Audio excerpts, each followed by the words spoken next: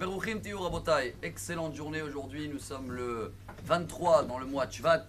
Il nous reste encore une semaine pour terminer ce mois qui est, comme on a vu, des initiales, des mois des bonnes nouvelles. Ce qui veut dire que 75% du mois est déjà passé derrière nous.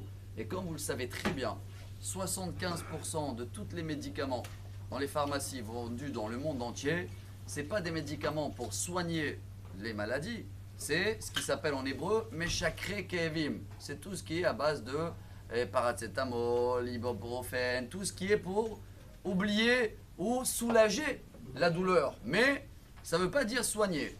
Quel est le regard de la Torah sur notre santé? Notre paracha, c'est la seule qu'elle parle au début et à la fin de la santé. Au début, dans la première montée, la Torah, elle dit Rak shivto iten verapo yerape.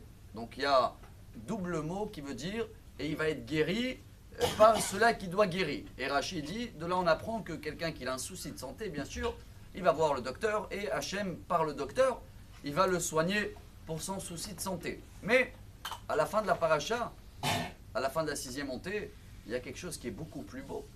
C'est pas d'être guéri dans le souci de santé, c'est pas avoir du tout une maladie. Qu'est-ce qui est marqué?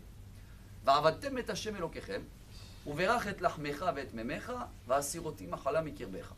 Si on va servir Dieu comme il le faut, Hachem il va bénir notre pain et notre eau, ce qui veut dire notre parnassa, et il va enlever va'asiroti machala mikirbecha. Tu vas pas avoir de problème de maladie, donc pas besoin d'aller chez le docteur. Chers amis, c'est incroyable que d'abord Hachem il dit je vais bénir votre pain, votre parnassa et après la santé. Qu'est-ce qui est le plus important? Cette question a été demandée dans le Talmud il y a presque 1700 ans en arrière. Je crois que c'est dans la 8e page de la Gemara Ta'anit. Là-bas, il y avait dans la ville de Rav Shmuel Bar Nachmani une épidémie, plein des problèmes de santé, et Ra'av, il n'y avait pas de quoi manger, famine je crois en français on dit. Ils sont partis voir le rabbin, ils ont dit bon il faut prier. Il a dit bon prier, on ne va pas demander à Dieu qu'il enlève les deux, c'est peut-être trop demandé, on a fait des péchés, il faut choisir un des deux. Qu'est-ce qu'on va choisir? Demander à Dieu qu'il enlève les problèmes de santé, épidémie, ou qu'il y a de quoi manger comme ça? Et le rabbin il a répondu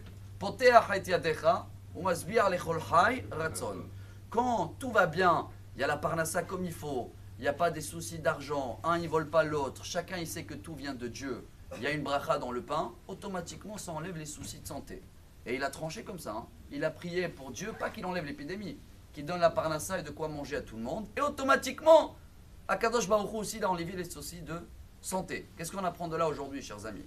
Notre paracha, elle parle que des histoires d'argent, des dommages, un qui l'a vexé l'autre et un qui l'a volé l'autre. Quand on sait que tout vient de Dieu, eh ben ça enlève les maladies, ça enlève les problèmes de santé. Malheureusement, on n'arrive pas à le savoir toujours. Des fois, on va accuser un tel et un tel. Dans ce cas-là, il peut avoir des soucis de santé, mais même dans ce cas-là, Dieu dit va chez le docteur, et même ça, si Dieu veut, ce sera passé. Donc en grand, on a toutes les solutions cette semaine pour savoir comment, Bezrat Hashem, avoir une bonne parnassa, avoir une bonne santé et une excellente journée. Amar Rabbi Elazar, Amar Rabbi Hanina.